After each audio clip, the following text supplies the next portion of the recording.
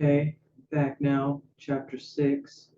Moses just got married to one of Reuel's daughters, Shalisha, and then Reuel told Moses that your studies was complete and to go into the center to the mountain and pray to Elohim to find out. And so this is where Moses is at. He said he was going to fast for 40 days. So he fasted and prayed, seeking guidance from Yahweh. Then behold, on the 40th day, Yahweh spoke to Moses. Lo, it was from a burning bush that Yahweh spoke unto Moses, and that was as follows. On the peak of the holy mount was, grow, was growing a bush called Panabina. Reuel had taught Moses that this plant was most holy, being a gift from the cherubim for the making of the hemp robe, Nasarean garment for high ritual. Panabina is a word for the tongue of the cherubim. It's a word from the tongue of the cherubim for the hemp marijuana plant. Like many cherubim words, Panabina is the form of two separate words migrated into biblical Hebrew. Maneh, which means stalk, reed, or branch, and Binah, which means wisdom, understanding, insight, or discernment. Through his fast, the presence of the holy bush had comforted Moses. Then, on the 40th day, while Moses chanted a sound of power, behold, lightning from heaven flashed through the darkness of the night. Lo, the lightning struck the Quinonablet bush, and it caught fire. The smoke of the bush entered Moses' nostrils, and Yahweh spoke from the bush, saying, Behold, Moses, you are in my presence. Moses replied, Who are you, my Lord? And the voice answered, I am the I am. I am Jah, God transcendent. And another voice spoke from the bush, saying, Behold, I am Jalah, God is transcendent. We are the I am in whose image and likeness you are made.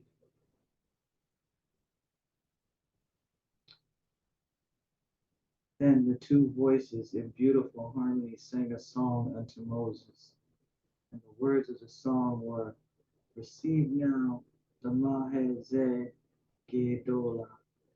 Then, like Abedel, Moses received the Mahezeh Gedolah. Then the two voices sang unto Moses another song. The words caused his spine and crown to tingle in ecstasy. The words of this song were, Receive now the Lord Christ and the Lady Christ.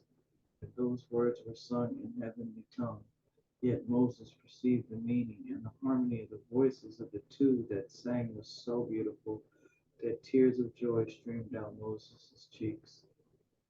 Then, behold, from the burning bush came another voice saying, I am JAHDAY, God immanent. And then another voice spoke saying, And I am JAHNAH, God is immanent. Then a lamb appeared in the front of the burning bush. So this is what I was trying to explain in the other video. Those four voices that just spoke is the first family. And that's what the YHWH is, are those four voices. YHWH are the voices of Jah and Jalah. Jah is God transcendent. Jalah is God is transcendent. So those two voices, which is male and female, and then these two voices.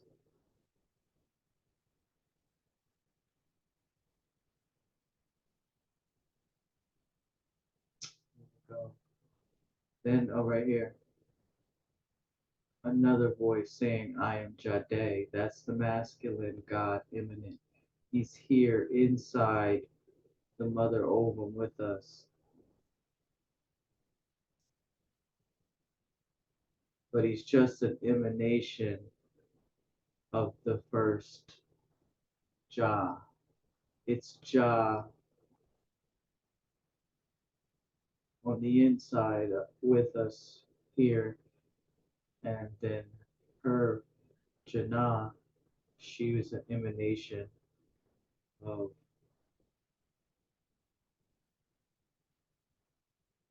Jalah.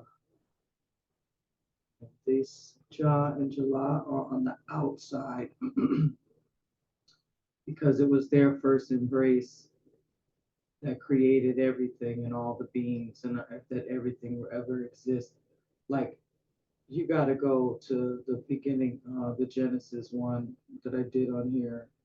I'm thinking about doing it again because it says they don't have a, you couldn't even draw the shape of this male and female, because within them is every creature that will ever exist. When they embraced, they created many ovums, which are like eggs, and the mother ovum would outside, they are outside of the big mother ovum, and then they emanated themselves to be inside with us here. So that's what YHWH is, a foundation, the first family, and they all are from Yah.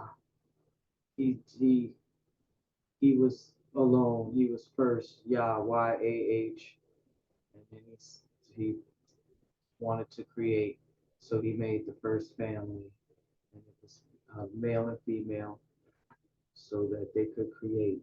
And if you really ask me, I think this is what fire, earth, air, and water are, the four elements. That's what this is. In my just studies, I haven't heard anyone say it, and what I'm understanding about creation, they're the four elements. Jah, Jalah, Jahdai, and JAHNAH. I'll probably ruin this video, but as I'm reading it more and more, I'm realizing that if anybody just clicks on one of the videos, they may not know, because I had never heard of these names before I read this. Except for in the Rastafarian music, they talk about Jah Jah all the time. And I is that I am what he just said. I am, and I am. Alright. So that was 10 minutes, but I'll try to get through this. Then the two voices sang unto Moses another song. Okay, I read that part. We got down here to Jahdai and JAHNAH. Alright. Then the lamb appeared for the bush, and then on the head of the lamb was the dove, which is the physical form of Jahdai and JAHNAH. And JAHNAH is the dove, and Jahdai is the lamb. Okay, and then the lamb and the dove became a man and a woman. Oh, told you for it. Yeah, all right. And the man spoke to Moses, saying, Nazarene lion, we have chosen you to free our people. And then the woman spoke, saying, you will reestablish the nation of Yisrael. You will convince Pharaoh to free his slaves, both Nazarene and Jacobite. For behold, you volunteer for this before you were born. I'm trying to tell you that's basically what this message of this book is that everyone that came back, all of these, that's what happens. Um, that's what happens. Even when you pass from this life and you did a good job and you get out of here and you go, the first thing you hear is who will go, and then you realize you want to go back. You got to go back and help your family and all the people that are still trapped here. So we just keep on coming back. not because we have to, because we want to be the hands of the Lord and the Lady Christ. And as if you notice when I'm reading out these books from the it's not the Nagamati, I'm sorry, from the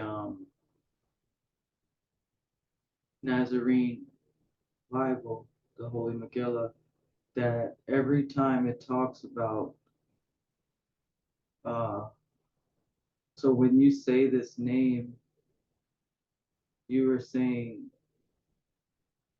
it's the name of two masculine and two feminine, the divine. Um, and and if you notice, like, so this is why the story in the Bible is different. It didn't say that all these voices, um, but let it tell you, sorry. So they became a man and a woman. So, you know, it was a male and a female. And the man spoke to Moses, okay. And then the woman spoke, saying, "You will reestablish the nation of Yisrael." Then the woman spoke, saying, "Okay, yeah, you will convince Pharaoh to free his slaves." Okay. And the time has now come. And Moses knew that the man was the Lord Christ, JAHDAY. And Moses knew that the woman was the Lady Christ, JAHNAH. For behold, he had seen them in the Mahezeh Gedolah. Wow. Yeah, because that's a revelation. So it's not like a book or something. So when you receive this Mahezeh Gedolah, you receive the great revelation of the divine plan of how Yah created these JAHDAY, these masculine and feminine, to be the mothers of the fathers of all creation. All right. So Moses asked, "When I go to Pharaoh and the people, who shall I say sent me?" The Lord Christ answered, "Tell them, I am sent you." Lo, Reuel, in obedience to the voice of the Lord and Lady Christ within, climbed the peak of the mountain and now came upon Moses. Seeing the Lord and Lady with Moses, Reuel fell to his knees in humility. The lady said, "Rise, dear friend Reuel. You have prepared Moses for his work, and now the time has come." Hearing those words, Reuel placed the pendant of Yaiyr around the neck of Moses. Yea, Reuel performed the ritual of consecration, then declared unto Moses, "Go forth, Nazarene lion, to free your people." The Nazarenes will hearken to the voice of the Yaiyr. After his fast of 40 days, Moses remained on the mountain with his wife another 49 days, gaining strength for his journey. After the 49 days, he asked that his wife and her sisters remain on the mountain and wait his return, for the journey would be dangerous. The seven sisters of peace agreed, and after 49 days, Moses began his journey to Egypt. Yea, he began alone, but on the second day of his journey, he was joined by Miriam, the elder prophetess of the Zero Nista. She said, "I am going with you."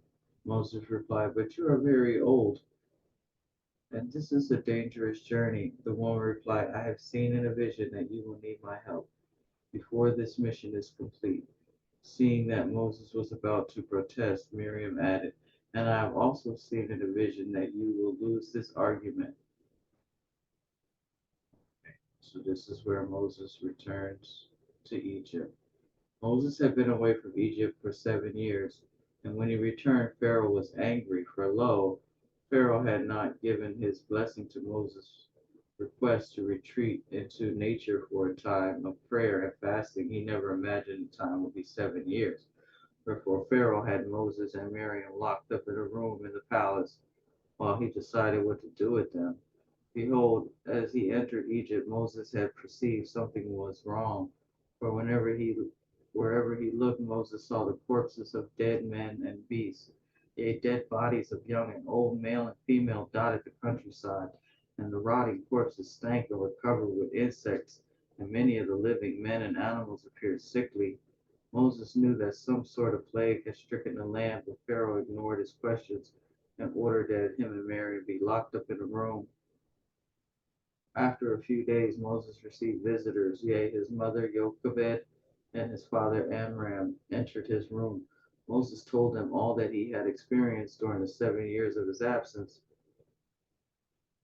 His parents were overjoyed to hear that he had found Nazarenes upon the holy mount. They bent low and touched the feet of old Miriam. Yea, and their hearts were filled with pride when they saw the pendant of the Yaiyr around the neck of their son. When Moses asked them about the plague that ravished Egypt, Amram told him, behold, it has harmed no Nazarenes who hold true to the fleshless diet, but those who have fallen from the ways and eaten flesh in the manner of Egyptians suffer the same fate as the Egyptians.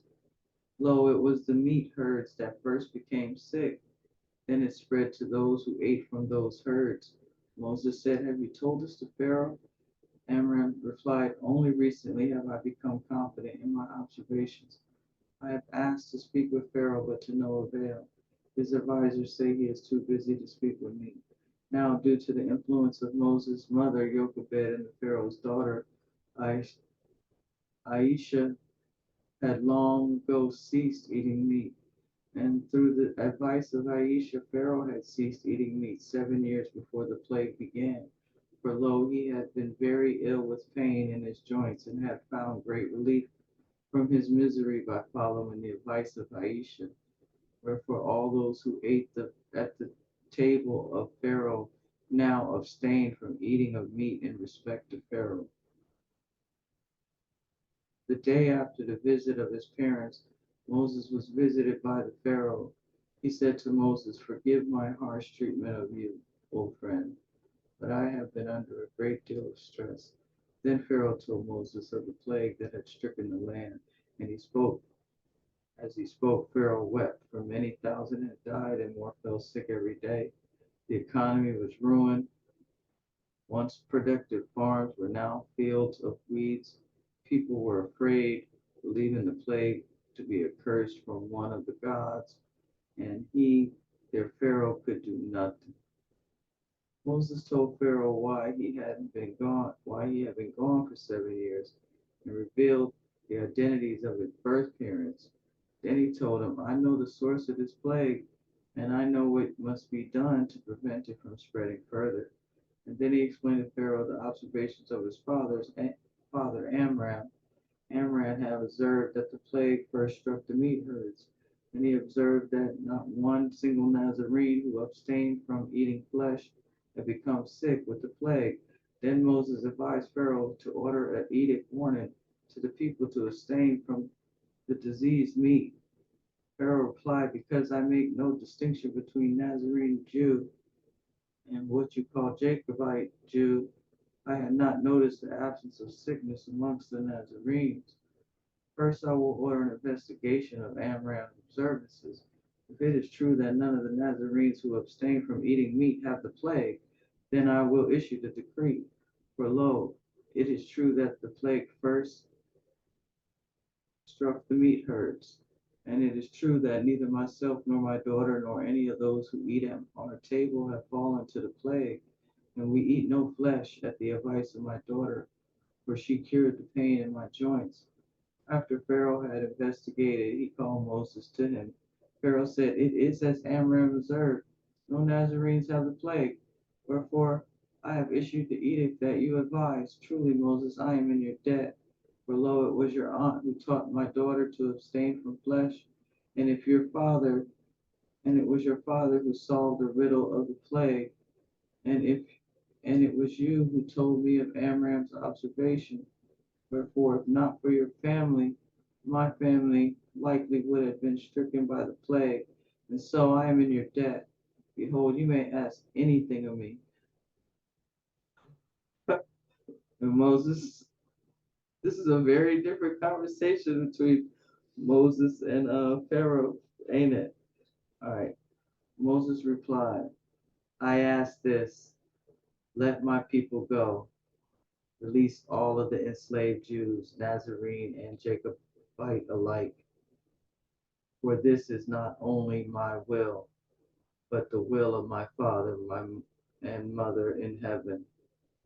And Pharaoh said, my advisors will protest, but my word will stand. I will honor your request. I will free all of the enslaved Jews. Moses said, I ask one more thing. Arrange a meeting between myself and the leader of the Jacobite Jews. His name is Aaron, and he is their high priest.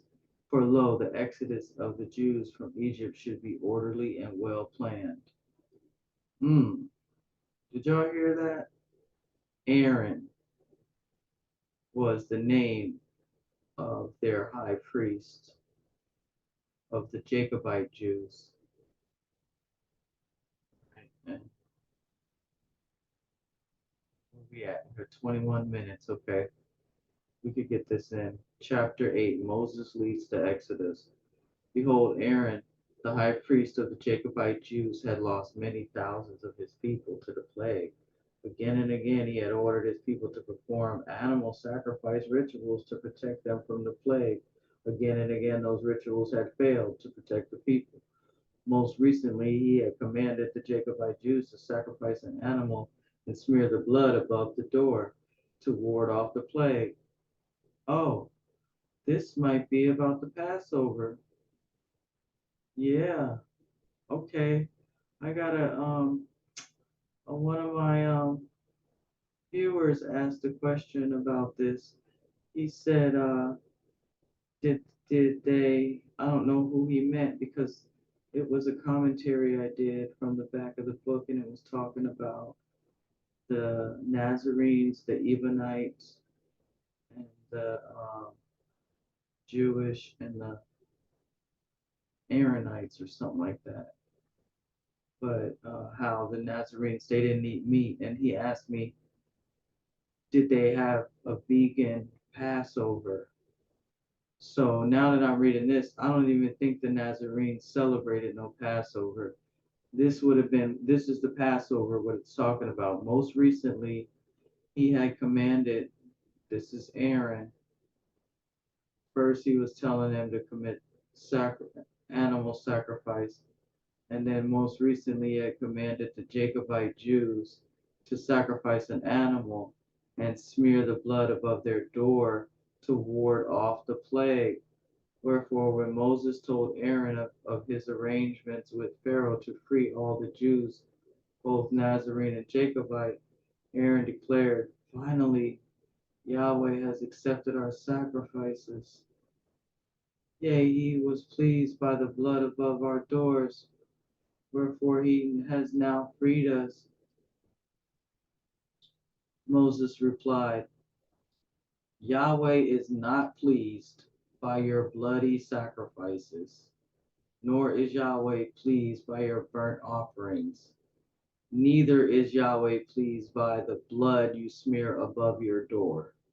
Your freedom now is by Nazarene invention, as an act of mercy. For lo, slavery is evil, and none should be in bondage. A plan was made for the Exodus. None would be forced to leave Egypt. Any Jacobites or Nazarenes who wished to stay could. For lo, some had intermarried with the Egyptians and had no desire to leave Egypt, and some were too old and frail to make the journey. And the number of Jacobites and Nazarenes who would make the journey were as follows. There were 120,000 Jacobites. Of these 12,000 would make the first Exodus. Many of the others would follow the next year. Right. Their numbers had been decreased by the decree of Pharaoh that baby boys born to the Jews be killed, though that decree had expired, then depleted again by the plague. There were about 1,000 Nazarenes living in Egypt. For behold, over the generations in captivity, many Nazarenes had fallen from the way. Only the truly faithful remained Nazarene in captivity from one generation to the next, and their numbers have always been small due to persecution. And one of the 1,000 Nazarenes of the 1,000 Nazarenes, 700 would make this first exodus because there would be thousands to feed on this journey. Pharaoh provided sacks of grain to make bread every day for many months. Yea, he provided many barrels of water, and he provided animals to carry the grain and water. So this Pharaoh, they really made him seem like he was just evil, but he was all right dude, it sound like. The exodus of the Nazarene Jews and the Jacobite Jews began. On the day of their departure, Pharaoh bid farewell, telling all of them, "It is Moses who won your freedom. Wherefore it is Moses whom you shall follow. Yea, Moses is the leader of this march, and Aaron is second in command." Moses and Aaron rode in front, yea, they rode camels provided by Pharaoh, and Miriam, the elder Nazarene prophetess, rode beside Moses. Oh man, that was really only 26 minutes. I was trying to read fast. Oh, let's get this in there because that's the parting of the Red Sea, chapter 9. The plan was as follows: uh, Pharaoh had told Moses of a certain place where during the driest season the Red Sea could be crossed. For lo, dang man, remember the other story? Pharaoh and them died up in the water.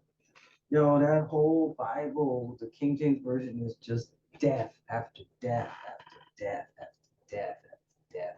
And really trying to make you think that the most high, highest most, is okay and has sanctioned death at some point. And that's why a lot of people just watch all the death that's happening in the world today and they just watch it. So just watch it. Let me try to finish this. So Pharaoh had told him about a place that they could cross. At this place of crossing, the Red Sea became a marsh, wet but crossable. The Jacobite Jews and Nazarene Jews would reach the place of crossing at the dry season, depending on whether it might be immediately crossable.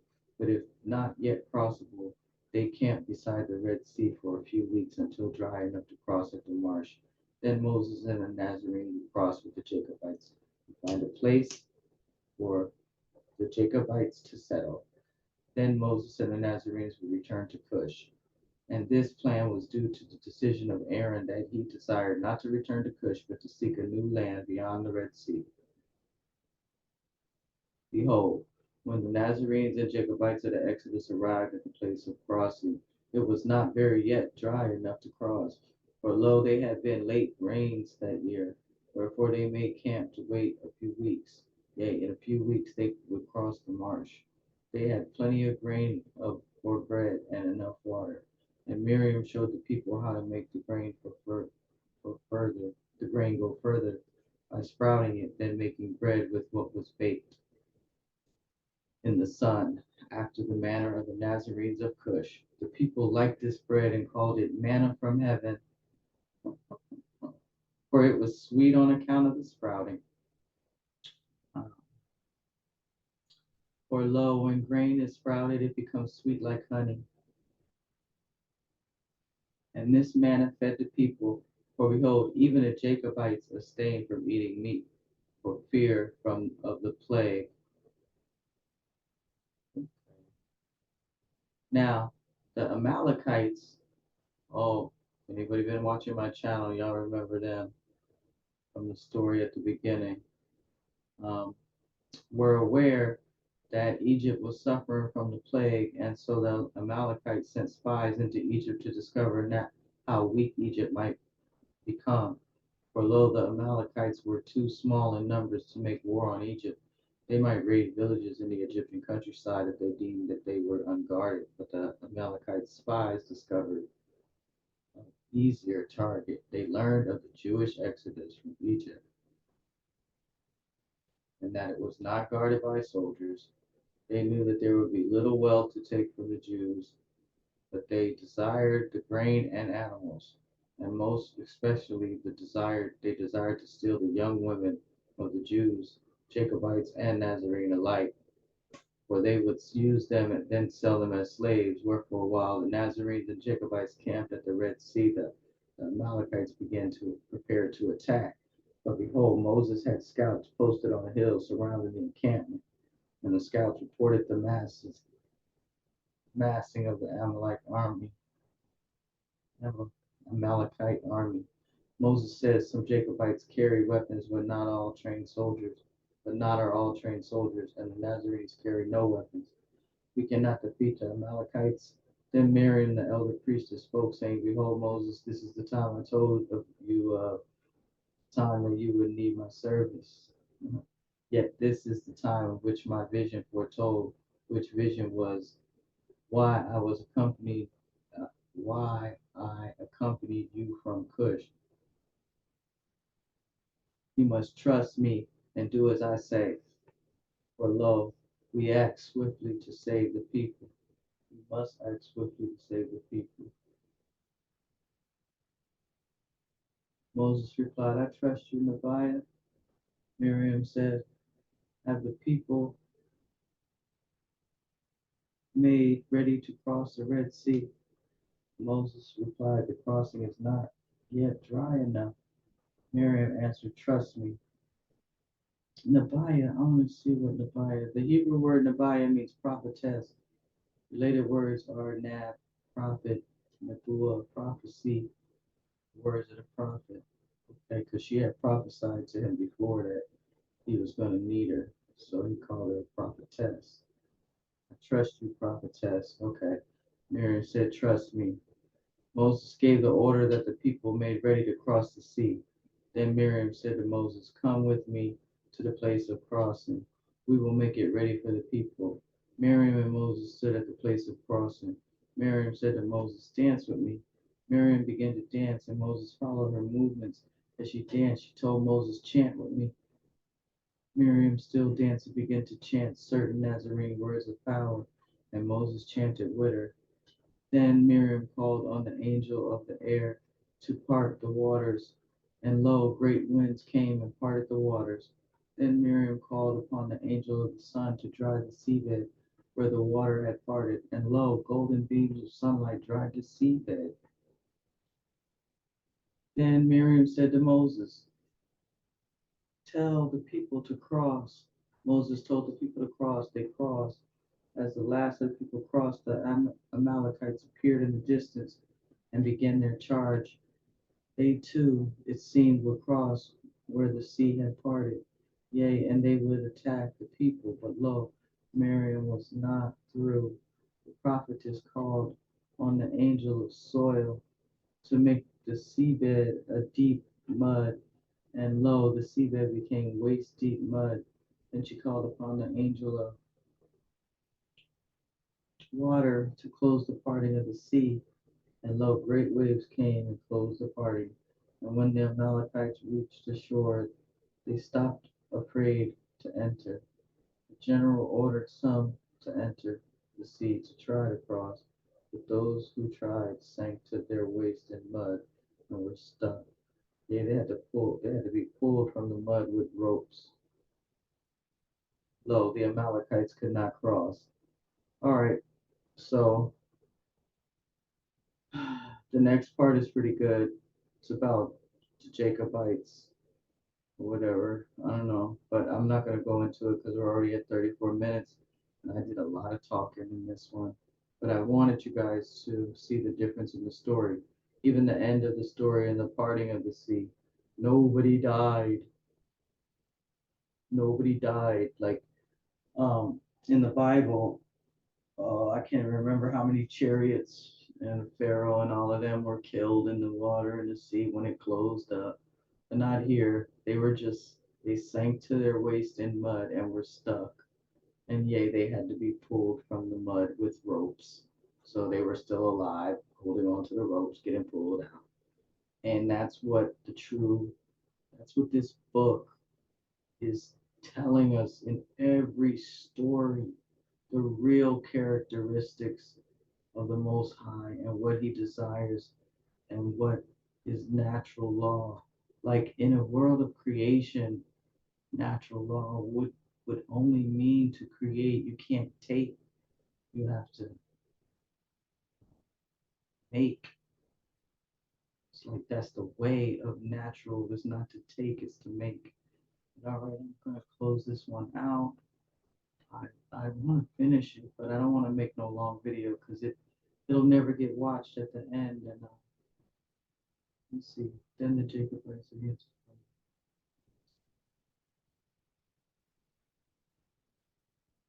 10 Commandments. All right, I'll do one more after this. I'll make another, so it'll be like maybe 4 parts to this one. All right, guys.